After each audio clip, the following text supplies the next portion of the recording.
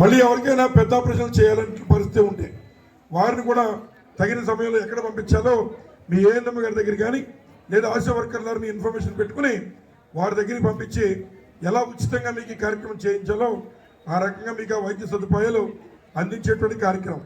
అలాగే ఇందాక ఫోల్డర్ పెట్టుకున్నాం సార్, పెద్ద ఫోల్డర్ డిసీజెస్ మనం చూసాం కదా. కొన్ని సిమ్టమ్స్ అంటే ఈ మధ్య కాలంలో మనం చూస్తూ ఉన్నాం, ఇలా నుంచి ఉన్నట్టే కుప్పకూలిపోయి మనిషి చనిపోయాడనేటువంటి మాట చెప్తూ ఉన్నారు. గుండెపోటు వచ్చింది, లేకపోతే వేరే ఏదో ఇబ్బంది వచ్చింది, వెంటనే మనిషి కుప్పకూలిపోయి హాస్పిటల్ తీసుకెళ్లకుండానే చనిపోయాడనేటువంటి చెప్తూ ఉన్నారు. మరి కొంతమందికి పని చేసుకుంటే ఎక్కువగా చెమటలు పడ్డమో, చేతులు లాగడమో, ఇట్లాంటివి కొన్ని సిమ్టమ్స్ ఉంటాయి. వాటి బట్టి ఈ సిమ్టమ్స్ దీని మీద ఉన్నటువంటివన్నీ కూడా మీకు సంబంధించిన డాక్టర్లు చెప్తారు. ఏ రకమైన సిమ్టమ్ ఉంటే మనం వెంటనే డాక్టర్ని సంప్రదించే కార్యక్రమం చేయాలి.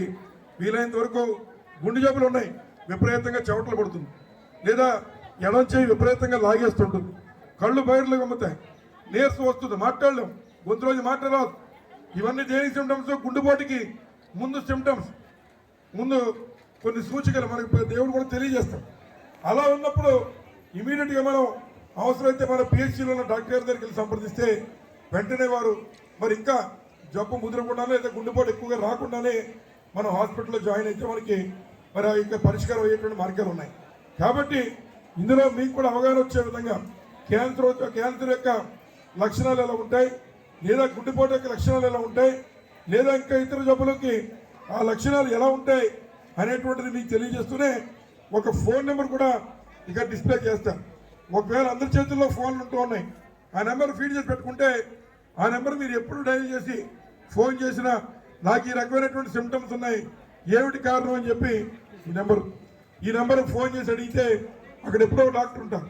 ఆ డాక్టర్ వెంటనే మీకు ఉన్నటువంటి లక్షణాలు బట్టి మీరు పలానా చోటుకి వెళ్ళండి, లేదా ఇలా ఉండండి అని చెప్పి మీకు సలహా ఇచ్చే కార్యక్రమం చేస్తారు. ఇవన్నీ జగన్మోహన్ రెడ్డి గారు మన గురించి, మన ఆరోగ్యం గురించి ఈ ప్రభుత్వం దేశంలో ఎక్కడా లేని విధంగా మొట్టమొదటిసారి బాధ్యత తీసుకుని ఈ రకమైన కార్యక్రమం చేస్తున్న విషయాన్ని దీన్ని ఉపయోగించుకోవాలి.